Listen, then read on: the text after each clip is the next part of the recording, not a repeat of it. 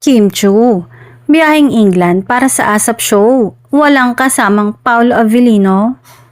Ngayong gabi ay tumulak na papuntang England ang kapamilya actress at host na si Kim Chu bilang bahagi ng mga kapamilya stars na sasama para sa ASAP in England. Excited ang actress na muling makasama ang iba pang kapamilya talents sa isa na namang malaking international show ng ABS-CBN. Kapansin-pansin naman na hindi kasama si Paolo Avellino sa kanyang biyahe.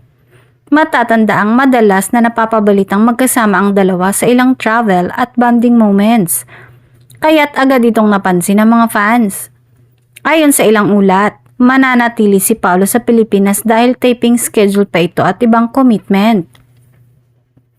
Si Kim ay isa sa mga inaabangang performer sa ASAP London kung saan tampok ang world-class production numbers mula sa mga kapamilya artist para sa ating mga kababayan sa UK. Maliban sa performance, inaasahan din ng kanyang hosting duties na laging nagbibigay kulay at energy sa programa.